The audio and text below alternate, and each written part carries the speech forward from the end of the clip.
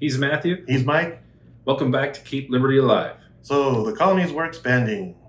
Being so far from England, it was difficult for the English government to control what was going on with the colonists. Many of the colonists thought that they should be self-governing.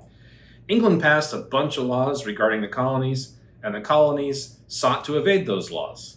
This, of course, led to conflict. Welcome to Part 2, Episode 1, Trouble with England.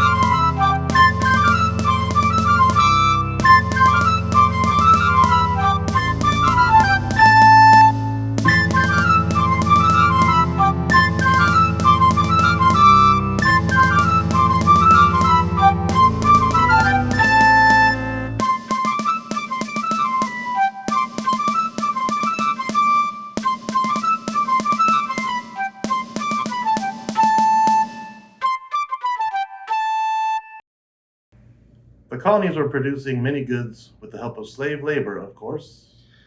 According to English law, those goods could only be transported on English ships and could only be shipped to England, regardless of where they were going.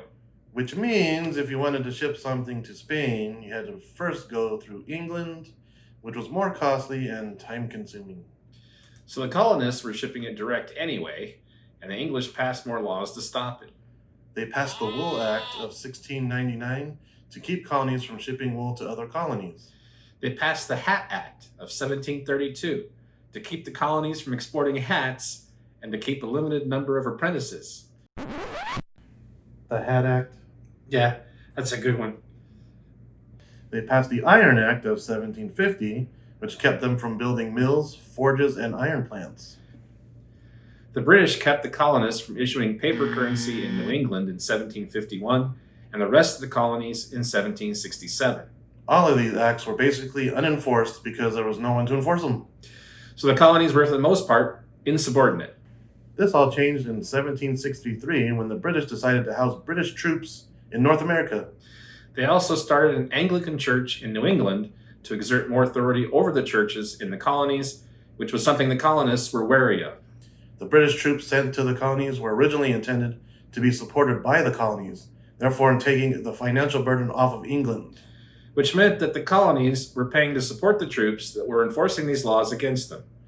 The British also sent many more troops than were necessary to defend the colonies. All of this, understandably, was resented by the colonists. In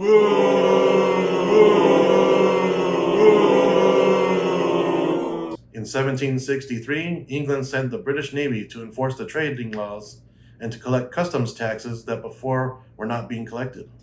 That put a serious dent in trade. In 1764, Parliament passed more taxes on the colonies to pay for British troops. The colonists began to start protesting those taxes. One of these taxes, the Sugar Act of 1764, placed a duty on molasses and also created a naval court to prosecute those that violated the trade rules or didn't pay the taxes. In 1765, the Stamp Act came along. The sugar tax wasn't bringing in enough revenue, so more was required. They taxed legal documents, newspapers, and licenses. Next was the Quartering Act of 1765, which required colonists to house British troops, often in their own homes, and supply all their needs. The British were asserting more authority in the colonies and didn't expect much resistance. However, the colonists felt that they were having taxes levied upon them without having a voice in Parliament to fight them. Which, of course, led to the famous phrase, taxation without representation. The colonists were not happy with these taxes, which they felt were too much and unconstitutional. They destroyed many of the stamps that were intended to be used, stopped buying British goods, many stopped paying their British creditors, and they openly defied English authority. When new men came into authority in Parliament, they sided with the Americans and repealed the Stamp Act. However, they stated that the colonists should have followed English law and therefore passed the Declaratory Act in March 1766, which stated that the authority of Parliament would be the same in the colonies as it was in Britain. Although the colonists were not entirely satisfied with the repeal of the Stamp Act, they generally reaccepted British authority for the time being. But once again, leadership changed in Parliament, and once again, along came more taxes. Tea, glass, lead, and paper. They also set up the American Board of Customs Commissioners in Boston in November 1767. They passed the Suspending Act in May 1767, which kept the New York legislature from doing any business until it complied with the Quartering Act. 3 more naval courts were created in Boston, Philadelphia, and Charleston in 1768. They also limited American expansion that same year. The colonists once again became unhappy. The British enforced all of these duties, even for minor violations, which in many cases led to ships and cargo being seized, and that put a big crimp in the American economy. The colonists became even more unhappy with British rule. This led to some minor physical violence, which in turn led to more English troops and tighter control.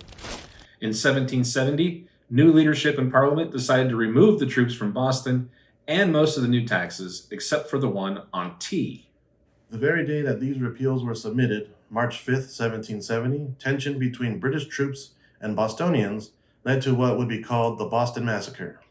Boston civilians were throwing stones and ice at British troops, and the troops responded by ultimately killing 5 Bostonians. This obviously created even more tension between England and the colonies. The British troops were charged and tried for murder, but had a hard time finding a lawyer to defend them. Eventually, they were defended by John Adams, who, although was not a fan of the British, believed that they should be given fair trial, especially when the penalty for murder was execution. He did his job, and all the British soldiers were found not guilty of murder. However, 2 of them were found guilty of manslaughter, which led to them being branded on the thumbs as first offenders. All of these things greatly soured relations between the British and the American colonists. The colonists were already upset with what they viewed as too much and unfair taxation. This and other skirmishes with England had some talking of independence.